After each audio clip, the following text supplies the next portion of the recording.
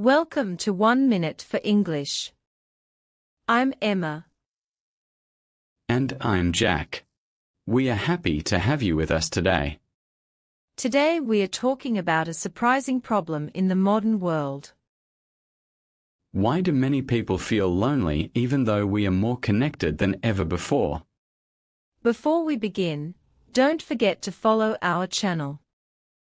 That way, you won't miss our future English conversations and interesting topics. Emma, let me ask you something.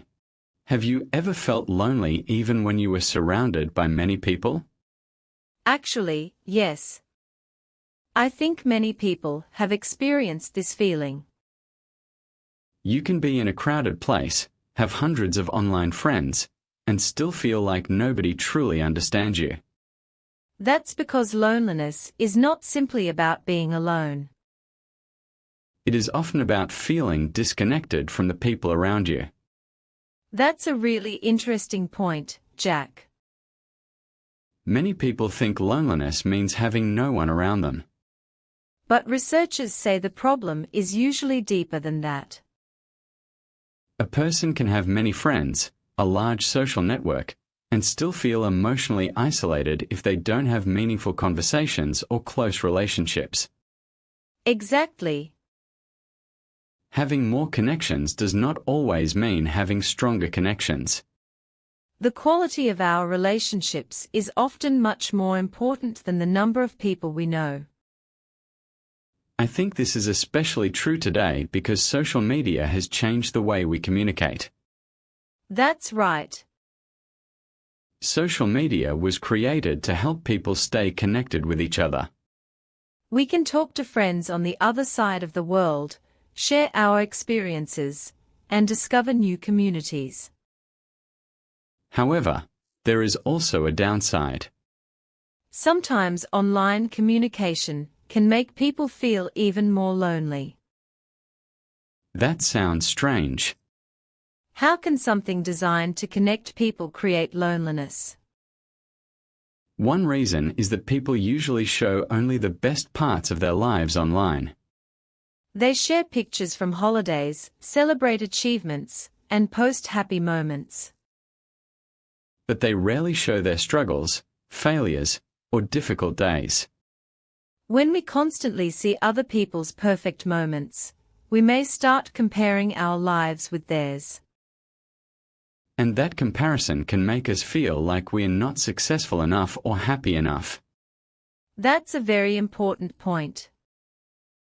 We often compare our everyday life with someone else's highlight moments.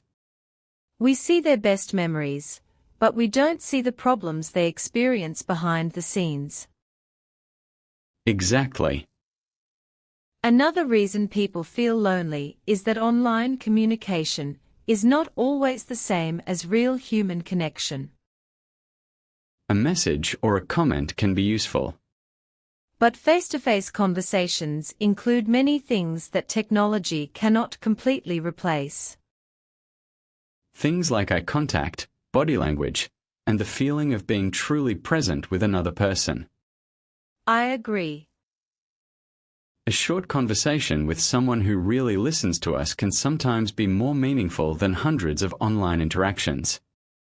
That's why experts often say we should focus on building deeper relationships instead of simply collecting more connections. But for many adults, creating new relationships is not always easy. Their lives become busy with work, family responsibilities, and daily routines.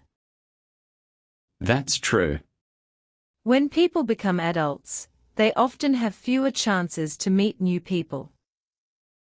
They may spend most of their time working, taking care of responsibilities, and repeating the same schedule every day. Over time, this routine can make people feel more isolated. So what can people do if they feel lonely? One solution is to take small steps toward connection. For example, joining a group, learning a new skill, participating in community activities, or simply starting a conversation with someone new. Those actions may seem small, but they can create important relationships over time. I think many people avoid social situations because they are afraid of rejection. They worry that others may not be interested in talking to them. That's true. But meaningful relationships usually don't appear immediately. They are built through repeated conversations, shared experiences, and small moments of trust. So the first step is often the hardest one. Exactly. Even a simple phone call to an old friend, or a short conversation with a neighbor can make a difference. Human beings are naturally social. We need connection, understanding, and support from others. Technology can help us communicate faster. But it cannot completely replace real human relationships. That's a powerful message. The goal is not to avoid technology. The goal is to use technology in a way that helps us become closer to other people.